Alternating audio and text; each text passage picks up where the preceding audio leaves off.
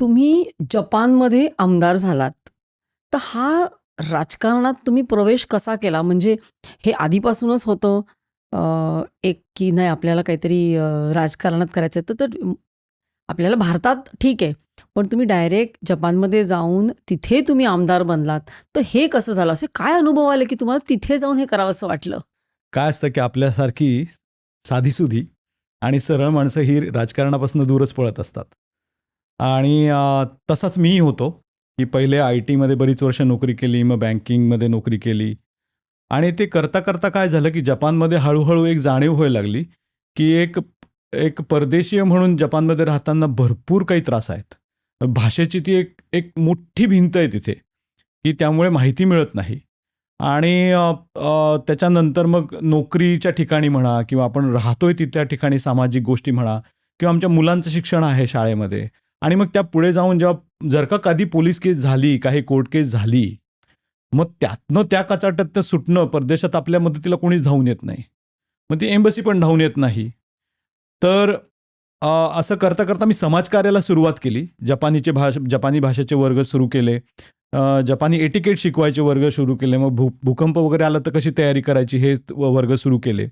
आणि ते करता एक मध्येच एक क्षण असा आला, की आमच्या इथले एक आमदार होते जपानी. त्यांनी आमच्या इथल्या काही फालतू बिझनेसमॅन लोकांना एकत्र घेतलं. त्यांच्याबरोबर एक प्लॅन काढला, की आपण लिटिल इंडिया बनवूयात.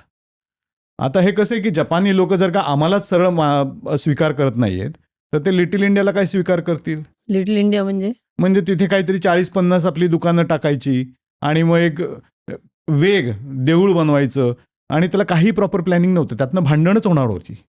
सामाजिक फक्त एक अव्यवस्थाच पूर्ण पुढे आली असती त्यातनं. आणि मग जेव्हा मी त्या MLAशी बोलायला गेलो आणि मग आमच्या सिटी डेव्हलपमेंट ऑफिसशी बोलायला गेलो किंवा आमच्या मेयरशी, महापौरांशी बोलायला गेलो, त्यांचं म्हणजे असं की आमचं काही घेणं नाही, जे काही चाललंय आम्ही काही करू शकत नाही. मग मला एक जाणीव व्हायला लागली, की ह्या लोकांना कळत नाही की जपान त्यांची जनसंख्या कमी होतीये. आमच्यासारख्या लोकांची गरज आहे त्यांना, पण आमच्यासारख्या लोकांना त्या समाजामध्ये विलीन करून घेण्याकरता त्यांनी जे केलं पाहिजे त्याची त्यांना काहीच जाणीव नाहीये. मी विचार केला की आता आपण बाहेर बसायचं की आत उडी मारायची. आणि मग तो मी निर्णय घेतला की आपण आत उडी मारूयात, इलेक्शनला उतरून बघूयात. जपानमध्ये तोपर्यंत फक्त 4च बिगर जपानी लोक इलेक्शन जिंकलेली होती. एक अमेरिकन, एक स्वीडिश, एक कॅनेडियन आणि एक बोलिव्हियन. त्यामुळे एशियनचं त्याच्यामध्ये काही हेच नव्हतं. म्हटलं आपण बघूयात, उतरून तर बघूयात. मग काय तुम्हाला इलेक्शनचे काय अनुभव आले? एकदम माझा अनुभव खूप चांगला आला एका दृष्टीने. त्याच्यामध्ये एक असं की मी गेलो इलेक्शनच्या ऑफिसमध्ये, तर पहिले त्यांना प्रश्न पडला की रे, मग मी त्यांना म्हटलं की नाही मी जपानी बँकेमध्ये डायरेक्टर म्हणून काम करतो. ओ अच्छा, मग तुमची नॅशनॅलिटी आहे ना? हां. मग ज्युनियर बोलत होताना अचानक सिनियर आला मग तिथे. आणि मग त्यांनी मला सगळी ती प्रोसेस समजवली की कसं करायचं, काय करायचं, फंडिंग काय आहे, ते स्टेप्स काय आहेत. आणि मग ते करता तुम्हाला सांगतो अक्षरशः म्हणजे 2 महिन्यावर इलेक्शन आले होते. 2 महिन्यात ती पूर्ण तयारी. माझ्या आजूबाजूचे जपानी सगळे अगदी उठले मदत करायला. काय सांगता? हो. म्हणजे पूर्ण कॅम्पेनमध्ये त्यांनी मदत केली? हो, व्यवस्थित एकदम सगळ्या जपानींनी मदत केली. मग भारतीय जोडायला लागले. आणि जपानमध्ये एक चांगली जमेची बाजू अशी की म्हणजे मी इंडिपेंडेंट म्हणून उतरलो होतो. आणि ते उतरता येऊ शकतं हीच पहिले खूप जमेची बाजू आहे. काहीच बॅकग्राऊंड नसताना, आई वडील वगैरे कोणीच त्याच्यामध्ये फर्स्ट जनरेशन असताना, ते पण परदेशात. तर फंडिंगचा प्रॉब्लेम नाही आला. जे काही बेअर मिनिमम जे काही खर्च येतो, किमान खर्च, तर तो सगळा किमान खर्च सरकारकडनं येतो. पोस्टर्स बनवणे, छापणे, फ्लायर बनवणे, छापणे.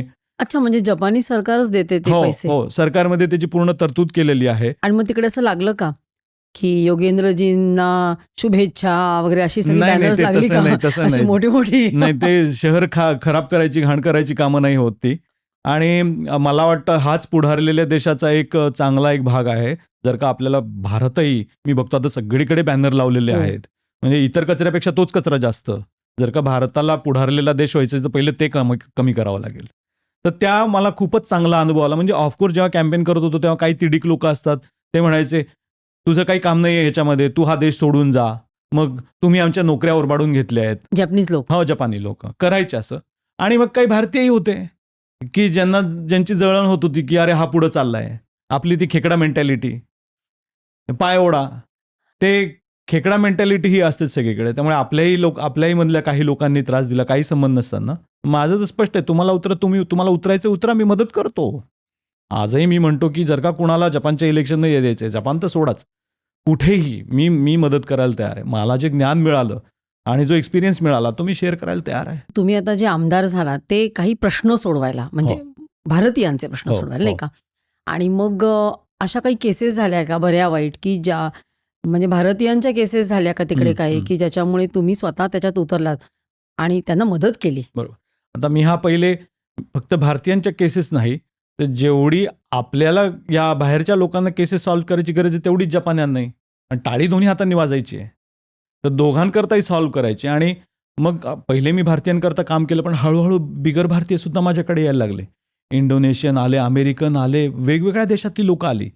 तर अगदी छोट्या गोष्टींपासून प्रॉब्लेम होतात. कसं की आता जपानमध्ये अशा बिल्डिंग असतात, बिल्डिंगमध्ये आपला कॉरिडॉर असतो. तर जपानमधली पोरं कधी त्या कॉरिडॉरमध्ये धावपळ करत नाहीत. त्यांच्याकडे ते नियम म्हणजे नियम असतात. मग ते रोबोट असतात, ते सगळ्यांकरता असतात. मग तिथे आपली पोरं कसे, आपली पोरं जरा स्वैर असतात. मग तिथनं धाव कर.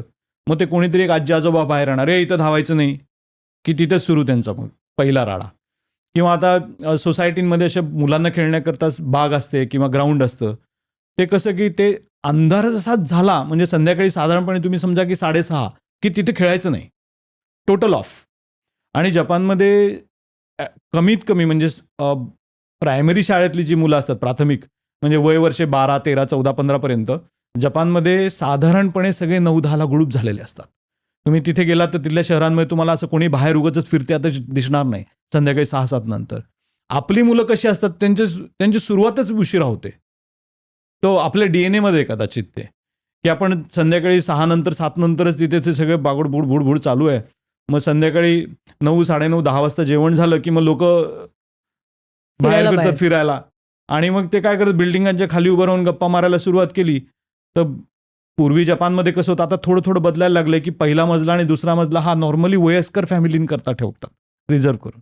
मग जर का तुम्ही खाली तळमजल्यावर जर का गप्पा मारताय, पहिला त्रास त्यांना व्हायचा. आणि आजी आजोबा तर 9 वाजताच गुडूप होतात. मग पोलीस कंप्लेंट. ते पार्कमध्ये खेळलं ना अंधार झाल्यानंतर तरी पोलीस कंप्लेंट, रोज पोलीस येतात. सोसायटीमध्ये रोज पोलीस येतात. कशा करतात, तर भारतीय मुलांना खेळण्यापासून थांबवणं. आणि म्हटलं हे पोलिसांचं काम आहे का? मी खरंच झापलंय पोलिसांना काही वेळेला. तुम्ही जपानी पोलिसांना झापलं? हा, मी झापतो. मी म्हटलं तू जर का तुम्ही म्हणत संविधानात कुठे लिहिलंय का बाबा असं की 6:30-7 पर्यंत खेळू नये म्हणून? असं लिहिलंय का? नाही, त्रास होतोय आम्ही समजते, म्हणजे 6:30-7 वाजता काय कंप्लेंट करायची वेळ आहे का? थोडंसं आपण करून घेऊयात ना. सो ह्या गोष्टी. मग त्याच्यानंतर मग काही तर अगदी विचित्रच, की नाही ते तुमच्या करीचा वास फारच विचित्र येतो. म्हटलं ते नाही बदलू शकत, तुम्ही ते मासे बनवताना त्याचाही वास तसाच विचित्र येतो. मग ऑफिसेसमध्ये हरासमेंटच्या केसेस असतात. भारतीयांना? हो, भारतीयांना भरपूर हॅरॅस करतात, भरपूर. कसं काय, 1-2 केसेस सांगा. करतात म्हणजे कसं की सपोज आता की त्यांना लो दर्जाची कामं द्यायची लोकांना, उच्च दर्जाची कामं नाही द्यायची किंवा मॅनेजरियल पोझिशन द्यायच्या नाहीत. सर्वात मोठा प्रॉब्लेम हा आहे जपानचा, की जपानमध्ये जपानी लोकांना आयुष्यभराची नोकरी दिली जाते, इन्शुअर्ड. पण आपले जे भारतीय येतात ना त्याच्यातले पहिली गोष्ट तर म्हणजे 50% अधिक लोक हे फक्त प्रोजेक्ट बेस्ड कामं करता येतात. पण जे आता तिकडे स्थायिक व्हायच्या दृष्टीने लॉंग टर्मने आलेत ना, ती लोक सुद्धा त्यातली 90% जास्त लोकांना फक्त ॲन्युअल कॉन्ट्रॅक्टवर नोकरी मिळते. आणि त्यांना हे सांगण्यात येत नाही की ॲन्युअल कॉन्ट्रॅक्ट फक्त 4च वर्ष, म्हणजे एकदा तुम्हाला घेतल्यानंतर 3दाच रिन्यू करता येतं, 5व्या वर्षी ते रिन्यू करता येत नाही. त्यामुळे ते पहिलं वर्ष, दुसरं वर्ष, तिसरं वर्ष, चौथं वर्ष अप्रेझल चांगले असतात. अचानक 5व्या वर्षी, चौथं वर्षाचं शेवटचा अर्धा वर्ष राहिलं की ते म्हणतात नाही तुला हेच जमत नाही, नाही तुला तेच जमत नाही, मग तू हे तुला करतच नाहीये, की 5व्या वर्षात त्याचं रिन्यू करत नाही, नोकरी जाते. तर ह्या सगळ्या ज्या गोष्टी आहेत ह्या कुठे लिखित नाही आहेत. रेशियल डिस्क्रिमिनेशन आहे आणि हे कुणालाच कळत नाही. आणि मग जेव्हा डोंगर पडतात, म्हणजे मी खूप लोकांकरता 2-2 वर्षाच्या सॅलरी, 1-1 वर्षाच्या सॅलरी निगोशिएट करून घेतल्या आहेत, की तुम्ही फायर केलंय ना पैसे द्या. You have fired. नाही देत, फायर्ड. ते म्हणतात तुमचं कॉन्ट्रॅक्ट संपलंय त्यामुळे it's legal to throw you off. म्हटलं इट्स नॉट लिगल, तुम्ही लिगल गोष्टींचा गैरफायदा घेताय तुम्ही. ही क्लिप शेवटपर्यंत बघितल्याबद्दल खूप खूप धन्यवाद. संपूर्ण एपिसोड बघण्यासाठी खाली दिलेल्या लिंकवर क्लिक करा आणि सर्व काही चॅनलला सबस्क्राईब करायला विसरू नका.